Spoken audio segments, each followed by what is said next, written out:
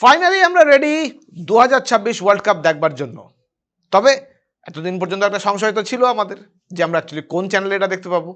এখনো পর্যন্ত তো যা খবর, ফাইনালি গিয়ে আমাদের জি নেটওয়ার্কের সাথে ফিফার চুক্তি সম্পন্ন হয়েছে এবং ফাইনালি আমরা ইউনাইট 8 স্পোর্টস চ্যানেলে এবং তার সাথে সাথে জি5 প্ল্যাটফর্মে আমরা ওয়ার্ল্ড কাপ দেখতে চলেছি।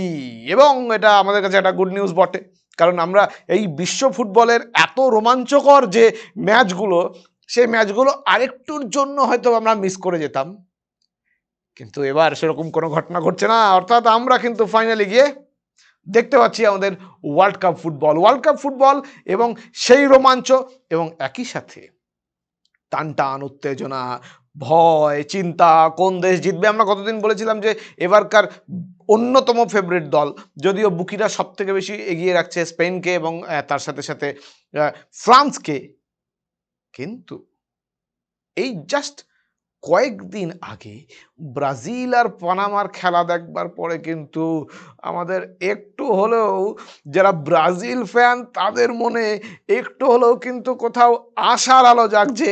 ব্রাজিল 6-2 গোলে পানামাকে একেবারে পর্যুদস্ত করে ফেলেছে এবং ভিনি জুনিয়রদের যে খেলা আমরা দেখলাম, সেই খেলা কিন্তু সত্যি সত্যি আমাদের মনে থেকে যাবে, মনের মণিকোঠায় থেকে যাবে। এই যে মারাকানা স্টেডিয়াম, মানে ফুল একদম প্যাকড স্টেডিয়াম, সেখানে ব্রাজিল যে খেলার নমুনা আমাদের দেখিয়েছে, সেই নমুনাকে যদি ভরসা করতে হয়, তাহলে কিন্তু এবার ওয়ার্ল্ড কাপে ব্রাজিল কিন্তু তাহলে অন্যতম বড় দাবিদার। এবং এই গোটা ক্রেডিটটা একজনেরই যাওয়া উচিত, তার নাম আপনারা জানেন, কার্লো আনচেলত্তি, ব্রাজিলিয়ান কোচ, যিনি কিন্তু নেইমারকেও বার্তা দিয়ে রেখেছেন যদি নেইমার পুরোপুরি ফিট না হয় তাহলে তার পক্ষে কিন্তু ওয়ার্ল্ড কাপ খেলা মুশকিল হবে, এবং যদি ফিট হয়ে আসে তাহলে কিন্তু তাদের ভিনি জুনিয়রদের সাথে কোনো একটা জায়গায় পার্টিসিপেট করতে গেলে কম্পিটিশানে আসতে হবে, কারণ ভিনি জুনিয়রদেরকেই সম্ভবত এবার আনচেলত্তি সব থেকে বেশি প্রায়োরিটি দিচ্ছে। এবং কারণ যথেষ্ট রয়েছে, কারণ আনচেলত্তি যেখানে খেলছেন, যেই মাঠটায় খেলছেন, সেই মাঠটা কিন্তু একটি স্টার মুক্ত মাঠ হওয়ার কথা। অর্থাৎ এই যে যারা নেইমার জুনিয়রদের মতো স্টার, তারা এবার কিন্তু সব থেকে বেশি আশঙ্কায় থাকবেন ওয়ার্ল্ড কাপে, কারণ এরকম টাফ কোচ শুধুমাত্র আনচেলত্তি নন,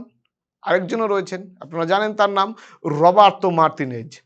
হ্যাঁ, এক পর্তুগিজ বলা দেশ ব্রাজিল এবং আরেক পর্তুগিজ বলা দেশ পর্তুগালের কোচ। সেই পর্তুগালের কোচ রবার্তো মার্তিনেজ, তিনিও কিন্তু এই স্টার ব্যাপারটা খুব একটা পছন্দ করেন না। এবং আপনারা জানেন যে পর্তুগালের সব থেকে বড় যে স্টার 41 বছর বয়সে এবার জীবনের সম্ভবত শেষ ওয়ার্ল্ড কাপ খেলতে চলেছেন, সেই ক্রিশ্চিয়ানো রোনাল্ডো, দ্য CR7, তিনি কিন্তু এবার ওয়ার্ল্ড কাপে কতটা মাঠ কাঁপাতে পারবেন এবং তারকে কিভাবে ম্যানেজ করতে হবে, সেটা কিন্তু পুরোপুরি রবার্তো মার্তিনেজের ওপরে। যদিও 971খানা ইন্টারন্যাশনাল গোল এবং গত ওয়েফা নেশনস লিগে যেটা দেখা গেছে যে সেখানে কিন্তু পর্তুগাল চ্যাম্পিয়ন ছিল, এবং সেই চ্যাম্পিয়নশিপের অন্যতম বড় কারিগর অবশ্যই এই 41 বছর বয়সের ফুটবলারটি। আমরা পর্তুগালকে লাস্ট মনে হয় ঠিকঠাক খেলতে দেখেছিলাম, সেটা 2006-এ, যেবার পর্তুগাল ওয়ার্ল্ড কাপে 4th হয়। তার আগে সেই 1966-এ ইউসোবিয়ার সময় যেবার পর্তুগাল 3rd হয়েছিল। তো 4th পর্তুগাল যেটা আমরা 2006-এ দেখেছি, যেই ওয়ার্ল্ড কাপে পর্তুগালে মাঠ কাঁপাচ্ছে একজন স্টার, আপনারা জানেন তার নাম লুই ফিগো মাঠ কাঁপাচ্ছেন, এবং সেই বছরই কিন্তু ওয়ার্ল্ড কাপের মঞ্চে আবির্ভাব হয়েছিল CR7-এর। তারপরে তো এতগুলো ওয়ার্ল্ড কাপ কেটে গিয়েছে এবং এটাই সম্ভবত যেটা বললাম যে তার বুঝি শেষ ওয়ার্ল্ড কাপ, এবং শেষ ওয়ার্ল্ড কাপে তিনি কতটা জাদু দেখাতে পারেন তার জন্য নিশ্চয়ই এই যারা CR7 ফ্যান, রোনাল্ডো ফ্যান, তারা অপেক্ষা করে রয়েছেন। উল্টো দিকে ব্রাজিলের যারা ফ্যান, তারাও এই ব্রাজিলের লাস্ট পারফরমেন্স দেখবার পরে তারাও কিন্তু কোথাও চার্জড আপ হয়ে রয়েছে। ওয়ার্ল্ড কাপ মানে তো স্বাভাবিকভাবে বুঝতেই পারছেন একটা অন্য রকম জগৎ, যে জগতে গোটা ফুটবল দুনিয়াকে মাত করে রাখে এই পায়ের জাদু, যে পায়ের জাদু নিয়ে এবার আসছে আমাদের সেরা ফুটবলাররা।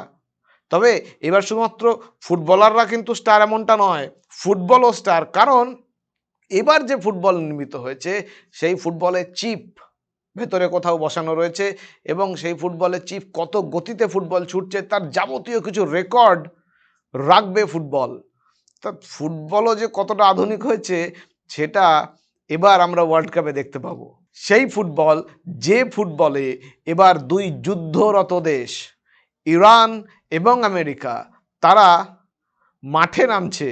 ইরান যাচ্ছে আমেরিকায় খেলতে, আপনারা জানেন সে কথা, গত এপিসোডে আমরা সে বিষয়ে আলোচনাও করে ফেলেছি। এবার তাহলে এর অন্যরকম দ্বৈরথ দেখবার সুযোগ হয়েছে আমাদের।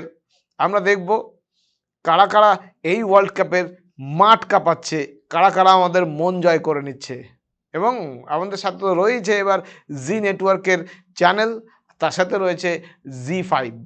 তো সবটা মিলিয়ে এবার ওয়ার্ল্ড কাপের যে রোমাঞ্চ, সেই রোমাঞ্চ নেওয়ার জন্য আমরা প্রত্যেকে তৈরি। আপনারাও আমাদের সাথে থাকুন। আমরা প্রতি সপ্তাহে ওয়ার্ল্ড কাপের আপডেট নিয়ে আসবো। যারা কোনো কারণে কোনো ম্যাচ মিস করে যাবেন সেই ম্যাচ সম্পর্কে আপনাদের বলবো। এবং একই সাথে ওয়ার্ল্ড কাপে ডার্ক হর্স যারা হয়ে উঠতে চলেছে, এবার যেটা বললাম, এবারে ওয়ার্ল্ড কাপে সম্ভবত ডার্ক হর্স পর্তুগাল। দেখা যাক পর্তুগাল কতদূর যেতে পারে। কারণ ওয়ার্ল্ড কাপের মঞ্চে আমি বিশ্বাস করি ক্রিকেটে যেরকম সাউথ আফ্রিকা, সেরকম ফুটবলে ওয়ার্ল্ড কাপে পর্তুগাল। তাদের কিন্তু গত বছরও যথেষ্ট রকম সুযোগ ছিল ওয়ার্ল্ড কাপে একটা কোথাও ছাপ ছেড়ে যাওয়া, কিন্তু সেটা আর সম্ভব হয়নি।